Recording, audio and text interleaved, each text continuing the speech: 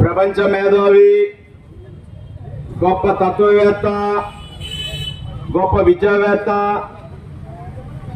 దేశమే గర్వతగ్గటువంటి భారత జాతి ముద్దుబిడ్డ డాక్టర్ బిఆర్ అంబేద్కర్ గారి యొక్క 134వ జయంతి సందర్భంగా ఈనాడు వారికి ఘనమైన నివాళులు అర్పించే కార్యక్రమంలో నన్ను భాగస్వాములు చేసి ఈ యొక్క గొప్ప అదృష్టాన్ని కలగజేసినటువంటి ఈ కమిటీ సభ్యు సోదర సోదరిమణులకు అందరికీ కూడా పేరు పేరున నా హృదయపూర్వకమైనటువంటి నమస్కారాలు తెలియజేసుకుంటూ ఉన్నాను. మరి ఈనాడు వారికి ఘనమైన నివాళులు అర్పించుకుంటూ ఉన్నాం. డాక్టర్ బిఆర్ అంబేద్కర్ గారు ఈ దేశానికే గర్వకారణం. ప్రపంచంలోనే అతిపెద్ద ప్రజాస్వామ్య దేశమైనటువంటి మన భారతదేశానికి ఒక గొప్ప రాజ్యాంగాన్ని అందించినటువంటి మహిమాన్వితమైన మహనీయమైన వ్యక్తి డాక్టర్ బిఆర్ అంబేద్కర్ గారు. వారు చూపించిన మార్గం నేటికి ఆచరణీయం.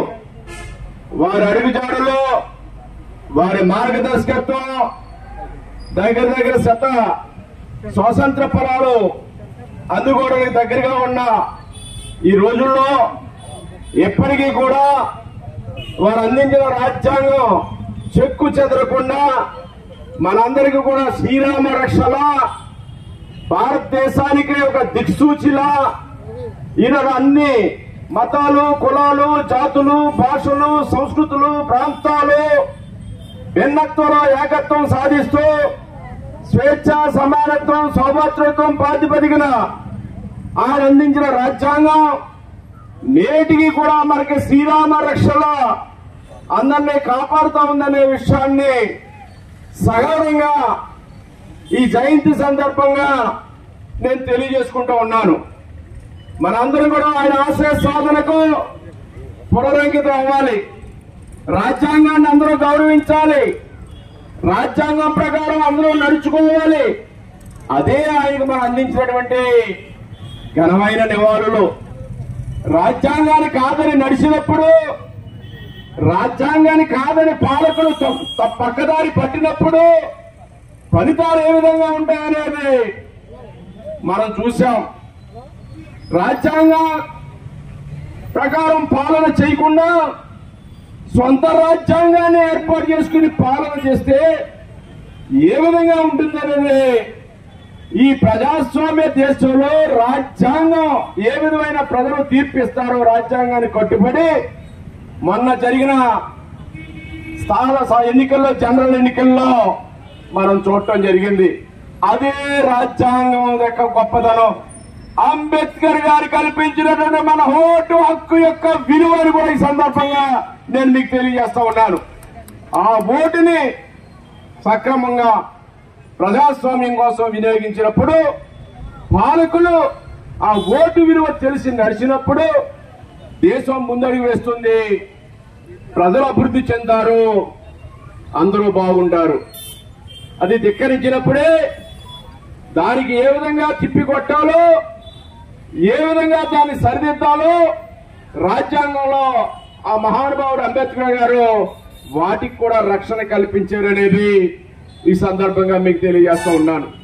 వారి విగ్రహాలకి, జయంతులకి, వర్ధంతులకి ఘనమైన నివాళులు అర్పించడమే కాకుండా మనందరం కూడా ఆయన ఆశయ సాధనకు, ఆయన ఏ విధంగా ఈ దేశం ఉండాలని కోరుకున్నారు, ప్రజలు ఏ విధంగా ఉండాలని కోరుకున్నారు, దానిని కూడా దృష్టిలో పెట్టుకుని మనం నడవాలని ఈ సందర్భంగా కోరుకుంటూ, మరి కొన్ని విషయాల్లో అంటే రాజకీయంగా మాట్లాడకూడదు, కానీ సందర్భం వచ్చినప్పుడు మాట్లాడుకుందాం.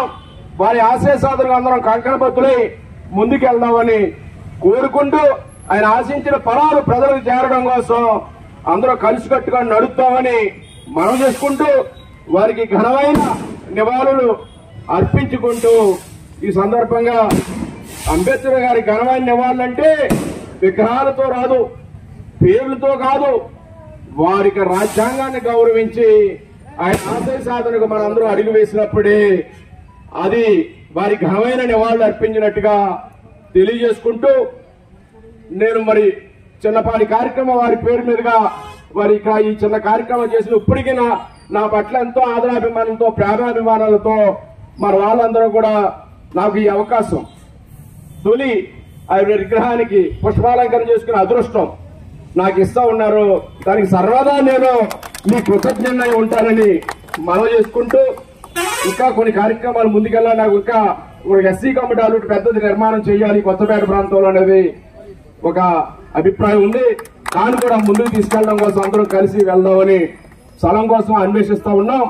స్థలం పెద్దది కట్టాలి, చిన్నది కాకుండా అనేది దాని మీద కూడా దృష్టి పెట్టి ముందుకెళ్దామని ఈ సందర్భంగా తెలియజేసుకుంటూ నాకు ఈ అవకాశం ఇచ్చిన ధన్యవాదాలు.